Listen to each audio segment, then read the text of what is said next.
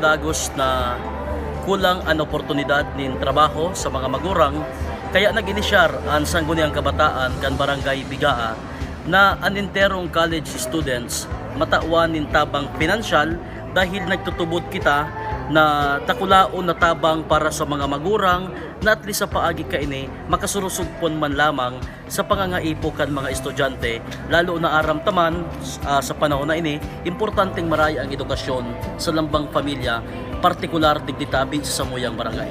Enot na enot, nahiling ko may programa ang Ako Bicol sa paagi ni Kong Pido, Kong Salvi na pagtataonin financial assistance. Sabi ko, siguro kaya man gibuhon ini sa barangay level sa paagi kan SK dahil nag-alokar man kita nin pundo para sa education. So naprobaran kan sa tuyang city na magamit ang sa tuyang pundo, kaya ginibuta po ang araw kay bagay dahil nailing ko labi-labi na po ngunyan ang mga projects, nag-online classes inda, at least pang ruload man sa natabi ini, buda kun halimbawa igwanin medyo maguro gastos, may mga ipiprint sinda, mabakal kay USB, pwede na pong makuha po ninda digdi. Naka-register tabi na kapag comply kan sa tuyang mga requirements, nasa 249 individuals o estudyanteng mga college sa manlain-lain na eskwelahan digitabi sa probinsya kan Albay. So, gabos, pag-cater ta, dahil po kita nintigpili, kimayaman, kipobre, dahil nagtutubod po ang SK Bigaa, nagabos man nangangaipo. No? Abutang may kabataan na malomoral. Sa masunod na taon, saro-saroon ta, college ko niyan, sa sunod na taon tabi, senior high school naman ang satuyang i-workout.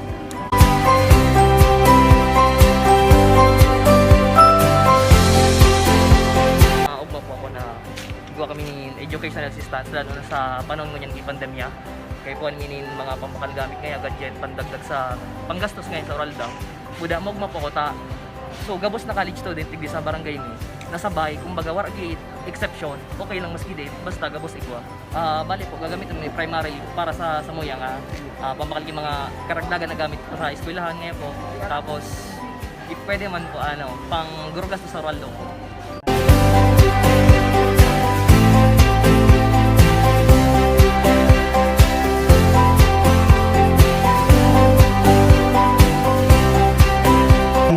Congratulate for giving this kumbaga, a premium on education by giving educational assistance. Tama po ito. So sinabi ni Jordan Paharo that by next year, kabog-kabos na 234 na mga college students here in Bigaa, I will be covering you to be part of the educational assistance of Ako Bicol Partner. First of all po, nagpapasalamat po ako sa inisyatibo kang sa tuyang SK Council po, especially headed by our very own SK Chairman, Honorable Jordan A. Alpahar. Nagpapasalamat po ako sa inisyatibo dahil daw adit po ini nakatabang po yung dakula sa samuyang estudyante, especially that we are in the new classroom setup kung saan kayo po ni po ki load allowance, kayo po ni po ki pang sustento nguya na online po ang sa tuyang setup. Kaya dakulang salamat po kay Honorable Jordan A. Alpaharo sa iyang inisyatibo po, kaiba po ang sa iyang SK Council. Ano po ma-receive ko, particular po pang load po ini sa tuya kasi po nguyan po arani na po ang samuyang finance which is needed mi po kay mga pang sustento samuyang pang online class like kay po ni every time may synchronous classes kami, so very important po talaga ang load nguyan. Kaya kung yung ma-receive po namin dito is pwede na magamit po namin during our online class. At the same time po, kaya po naman po magbayad sa ibang fees like may miscellaneous fee po kami sa CBEM, so pwede namin po yun mabayad as of this moment. Ang sakuyang pangapudan, natural ang kadipisilan sa pag-eskwela o sa anuman na bagay.